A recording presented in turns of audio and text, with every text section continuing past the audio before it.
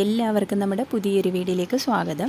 ഇന്നത്തെ നമ്മുടെ റെസിപ്പി നമ്മൾ കടയിൽ നിന്നൊക്കെ വാങ്ങിക്കുന്നതിനേയും കാട്ടി കുറച്ച് ഡിഫറൻറ്റ് ടേസ്റ്റ് ആയിട്ടുള്ള ഒരു കട്ട്ലേറ്റ് ആണ്. വളരെ സിമ്പിളായിട്ട് കുറഞ്ഞ സമയം കൊണ്ട് നമുക്കിത് ചെയ്തെടുക്കാനും പറ്റും. ഈ വീഡിയോ കണ്ടുകൊണ്ടിരിക്കുന്ന സമയത്ത് നിങ്ങൾക്ക് ഇഷ്ടപ്പെടുകയാണെങ്കിൽ മറക്കാതെ തന്നെ ആ ലൈക്ക് ബട്ടൺ ഒന്ന് ക്ലിക്ക് ചെയ്യണേ. കൂടെ നമ്മുടെ ഈ ചാനൽ ഒന്ന് സബ്സ്ക്രൈബ് ചെയ്തൊന്ന് സപ്പോർട്ട് കൂടി ചെയ്യുക. അപ്പോൾ നമുക്കിതെങ്ങനെയാണ് തയ്യാറാക്കുന്നതെന്ന് നോക്കാം. അതിനായിട്ട് ഞാനിപ്പോൾ ഒരു 100 ഗ്രാം ചിക്കനാണ് എടുത്തിട്ടുള്ളത്. ഞാനിപ്പോൾ എല്ലില്ലാത്ത പീസാണ് എടുത്തിട്ടുള്ളത്. ഇപ്പോൾ എല്ലുള്ളതായിരുന്നാലും കുഴപ്പമൊന്നുമില്ല.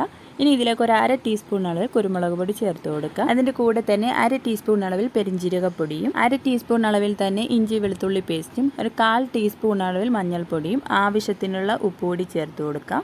ഇനി ഇത് നന്നായിട്ടൊന്ന് മിക്സ് ചെയ്തെടുത്ത ശേഷം നമുക്ക് 10 മിനിറ്റ് ഒന്ന് റെസ്റ്റ് ചെയ്യാനായിട്ട് മാറ്റി വെക്കാം. ഇനി ഒരു പാനിലേക്ക് ഒരു 2 ടേബിൾ സ്പൂൺ അളവിൽ വെളിച്ചെണ്ണ ഒഴിച്ചു കൊടുക്കാം. വെളിച്ചെണ്ണയ്ക്ക് പകരം നിങ്ങൾക്ക് ഓയിലായിരുന്നാലും എടുത്താൽ മതി. ഇനി ഇതൊരു 10 മിനിറ്റ് നമുക്ക് അടച്ച് വെച്ച് നന്നായിട്ടൊന്ന് വേവിച്ചെടുക്കാം. ഒരു സൈഡൊന്ന് വെന്ത് വരുന്ന സമയം ഇതുപോലെ ഒന്ന് തിരിച്ചിട്ട് കൊടുക്കാം. ഇതുപോലെ തന്നെ മറ്റേ സൈഡ് കൂടി നമുക്കൊന്ന് വേവിച്ചെടുക്കാം. ഇതിപ്പോൾ ചിക്കനൊക്കെ നന്നായിട്ടൊന്ന് വെന്ത് കിട്ടിയിട്ടുണ്ട്. ഇനി ഇത് നമുക്ക് പാനിൽ നിന്ന് മാറ്റാം. ഇനി ആ ഒരു പാനിലേക്ക് തന്നെ ഒരു സവാള ചെറുതായിട്ട് അരിഞ്ഞിട്ട് ചേർത്ത് കൊടുക്കാം.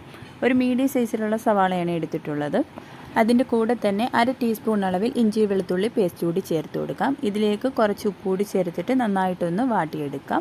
ഈ ഒരു സമയം നിങ്ങൾക്ക് എരിവിന് ആവശ്യമായിട്ടുള്ള പച്ചമുളക് വേണമെന്നുണ്ടെങ്കിൽ ചേർത്ത് കൊടുക്കാം. ഞാനിപ്പോൾ ഇതിലേക്ക് പച്ചമുളക് ചേർത്ത് കൊടുക്കുന്നില്ല. സവാളയൊക്കെ നന്നായിട്ടൊന്ന് വാടി വരുന്ന സമയം 1/2 ടീസ്പൂൺ അളവിൽ മുളക് പൊടി ചേർത്ത് കൊടുക്കാം. മുളക് പൊടി ചേർക്കുന്നത് ഓപ്ഷണലാണ്. നിങ്ങൾക്ക് റെഡ് കളറിലുള്ള മസാല വേണമെങ്കിൽ മാത്രം നിങ്ങൾ മുളക് പൊടി ചേർത്ത് കൊടുത്താൽ മതി.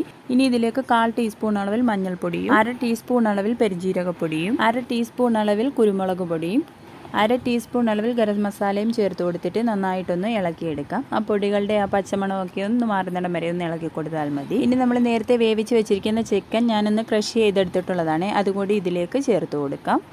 അതിൻ്റെ കൂടെ തന്നെ 2 ഉരുളക്കിഴങ്ങ് നന്നായിട്ടൊന്ന് വേവിച്ചെടുത്ത ശേഷം ഒന്ന് ഉടച്ചെടുത്തിട്ടുള്ളതാണ്. അതുകൂടി ഇതിലേക്ക് ചേർത്ത് കൊടുക്കാം. ഇതിലേക്ക് ഇനി കുറച്ച് മല്ലിയില ചെറുതായിട്ട് അരിഞ്ഞിട്ട് ചേർത്ത് കൊടുക്കാം. ഇതിൻ്റെ കൂടെ നിങ്ങൾക്ക് കറിവേപ്പില വേണമെങ്കിൽ ചെറുതായിട്ട് അരിഞ്ഞിട്ട് ചേർത്ത് കൊടുക്കാം. ഇതെല്ലാം കൂടി നന്നായിട്ടൊന്ന് ഇളക്കി യോജിപ്പിച്ച ശേഷം ഒരു 2 മിനിറ്റ് നന്നായിട്ടൊന്ന് മിക്സ് ചെയ്ത് കൊടുക്കണേ. ആ ചിക്കനിലേക്ക് നമ്മുടെ മസാലയൊക്കെ നന്നായിട്ടൊന്ന് പിടിച്ച് കിട്ടണം. ഇതിപ്പോൾ ഒരു 2 മിനിറ്റ് ആയിട്ടുണ്ട്. ഇനി നമുക്ക് ഫ്ലെയിം ഓഫ് ചെയ്ത ശേഷം ഇത് വേറൊരു ബൗളിലേക്ക് മാറ്റി കൊടുക്കാം. ഇനി ഇതിലേക്ക് 3 ടേബിൾ സ്പൂൺ അളവിൽ ബ്രെഡ് ക്രംസ് ആണ് ചേർത്ത് കൊടുക്കുന്നത്. ഇപ്പം നിങ്ങൾക്ക് ബ്രെഡ് പൊടിച്ചിട്ട് വേണേലും ഇതുപോലെ ചേർത്ത് കൊടുത്താൽ മതി. ഇങ്ങനെ നമ്മൾ ചേർത്ത് കൊടുത്തിട്ട് കട്ട്ലേറ്റ് ഉണ്ടാക്കുകയാണെങ്കിൽ ഒട്ടും തന്നെ പൊട്ടിപ്പോവുകയും പൊടിഞ്ഞു പോവുകയോ ഒന്നുമില്ല. എന്നിട്ട് ഇതെല്ലാം കൂടി നന്നായിട്ടൊന്ന് മിക്സ് ചെയ്തെടുക്കാം. ഇനി ഒരു മിക്സിയുടെ ജാറിലേക്ക് ഒരു മുട്ടയൊന്ന് ചേർത്ത് കൊടുത്തിട്ടുണ്ട്. ഇതിലേക്ക് 1 ടേബിൾ സ്പൂൺ അളവിൽ കോൺഫ്ലവറും ചേർത്ത് കൊടുക്കുക. ഒരു 2 നുള്ളു ഉപ്പ് കൂടി ചേർത്ത് കൊടുത്തിട്ട് നന്നായിട്ടൊന്ന് ബ്ലെൻഡ് ചെയ്തെടുക്കാം. ഇനി ആ മുട്ടയുടെ മിക്സ് നമുക്കൊരു ബൗളിലേക്ക് ഒന്ന് ഒഴിച്ചു കൊടുക്കാം. ഇനി കട്ട്ലേറ്റ് ഷേപ്പ് ചെയ്തെടുക്കാനായിട്ട് ഞാൻ ഇതുപോലൊരു അടപ്പാണ് എടുത്തിട്ടുള്ളത്. നിങ്ങൾക്ക് കൈകൊണ്ട് വേണമെങ്കിലും ചെയ്തെടുക്കാവുന്നതാണ്. കുറച്ചുകൂടി എളുപ്പത്തിനായിട്ട് ഞാനിത് എടുത്തന്നേ ഉള്ളൂ. ഇനി നമുക്ക് കുറച്ച് മിക്സ് ഇതുപോലൊന്ന് വെച്ച് കൊടുക്കാം. നന്നായിട്ടൊന്ന് പ്രസ് ചെയ്ത് വേണേ വെച്ച് കൊടുക്കാനായിട്ട്. എന്നിട്ട് ഇത് നന്നായിട്ടൊന്ന് ലെവൽ ചെയ്തെടുക്കാം. നന്നായിട്ട് ഇതുപോലൊന്ന് ലെവൽ ചെയ്തെടുത്ത് കഴിഞ്ഞാൽ നമുക്ക് കയ്യിലേക്ക് ഇതുപോലൊന്ന് തട്ടി കൊടുത്താൽ പെട്ടെന്ന് തന്നെ അടുപ്പിൽ നിന്ന് ഒന്ന് വീണ് കിട്ടുവേ. ഇതാണ് കണ്ടില്ലേ, നല്ല പെർഫെക്റ്റ് ആയിട്ട് തന്നെ നമുക്ക് കിട്ടുകയും ചെയ്യും. ഇതുപോലെ എല്ലാം ഒന്ന് ചെയ്തെടുക്കാം. ഇനി ഓരോ കട്ട്ലേറ്റും മുട്ടയുടെ മിക്സിൽ ആദ്യം ഒന്ന് ഡിപ്പ് ചെയ്തെടുക്കാം. എന്നിട്ട് നമുക്ക് ബ്രെഡ് ക്രംസിലൂടെ ഒന്ന് കോട്ട് ചെയ്തെടുക്കാം.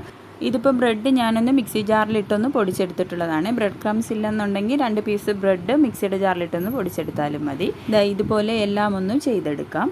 ഇനി നമുക്കിതെല്ലാം ഒന്ന് ഫ്രൈ ചെയ്തെടുക്കാം. അതിനായിട്ട് എണ്ണ നന്നായിട്ടൊന്ന് ചൂടായി വരണം. എന്നിട്ടൊരു ലോ ഫ്ലെയിമിലാക്കിയിട്ട് നമുക്ക് ഓരോ കട്ട്ലേറ്റും എണ്ണയിലേക്ക് ഇട്ട് കൊടുക്കാം. തീ നന്നായിട്ട് കുറച്ച് വെച്ചിട്ട് വേണം ഇട്ട് കൊടുക്കാനായി. നമ്മളിത് ബ്രെഡ് ക്രംസിൽ കോട്ട് ചെയ്തതുകൊണ്ട് തന്നെ പെട്ടെന്ന് തന്നെ ഇത് കരിഞ്ഞു പോകും, ഒരുപാട് തീ ആയി കഴിഞ്ഞാൽ. എന്നിട്ട് ഇതുപോലെ തിരിച്ചും മറിച്ചുമൊക്കെ ഇട്ടതൊന്ന് ഫ്രൈ ചെയ്തെടുത്താൽ മതി. ഒരുപാട് അങ്ങ് കളർ മാറാനായിട്ട് നോക്കി നിൽക്കരുത്. ഇതുപോലൊരു ബ്രൗൺ കളർ ആകുന്ന സമയം നമുക്ക് എണ്ണയിൽ നിന്ന് മാറ്റാം.